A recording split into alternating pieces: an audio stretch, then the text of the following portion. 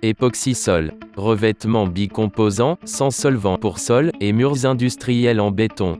Époxy-sol présente les caractéristiques suivantes: bonne adhérence, bonne résistance mécanique, bonne résistance aux produits chimiques.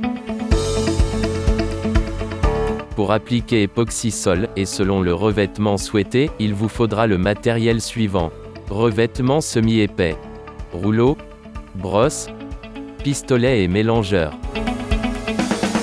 Revêtement autolissant, spatule crantée, raclette caoutchouc et mélangeur.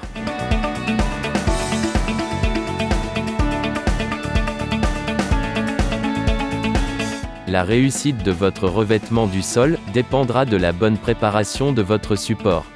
Le sol doit être en bon état, exempt de laitance, non friable, propre, sec et revêtu de vernis époxy-sol.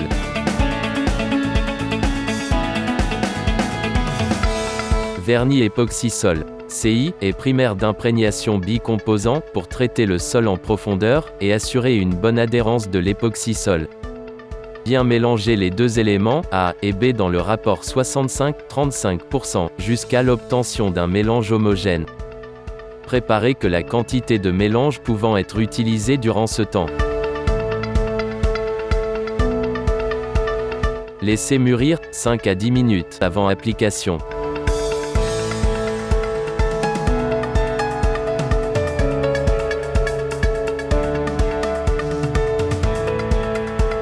Au rouleau, appliquez une couche de vernis d'imprégnation sol.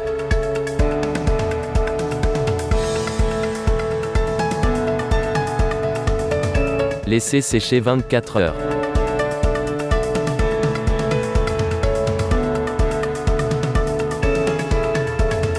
Bien mélanger les deux éléments, A et B dans le rapport 75-25% en prenant soin de bien racler l'ensemble, pour utiliser tout le produit.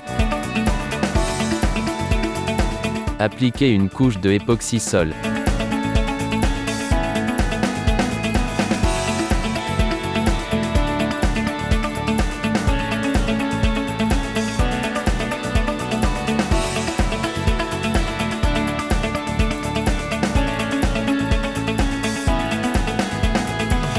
Laissez sécher 24 heures. Attendre une semaine avant la mise en service.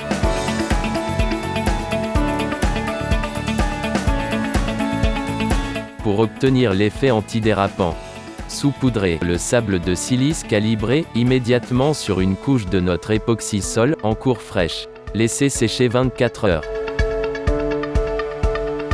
Balayez l'excès de sable et appliquez une couche époxy-sol.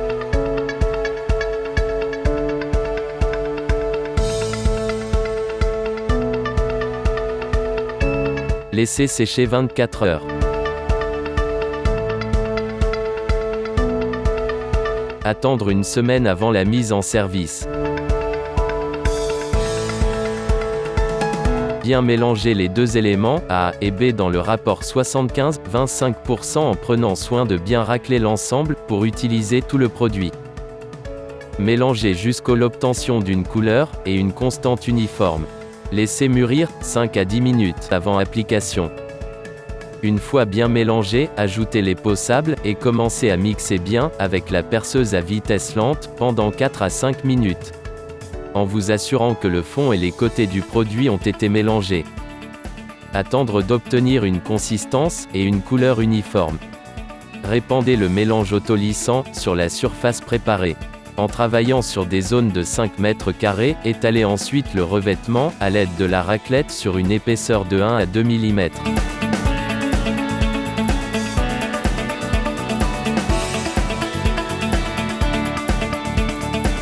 Utilisez le rouleau débuleur, au fur et à mesure dans chaque section, mais assurez-vous que la surface n'est pas durcie. Afin de libérer l'air et de favoriser l'effet autolissant. Les chaussures à pointe sont recommandées pour atteindre les zones ou la partie qui ne sont pas encore sèches.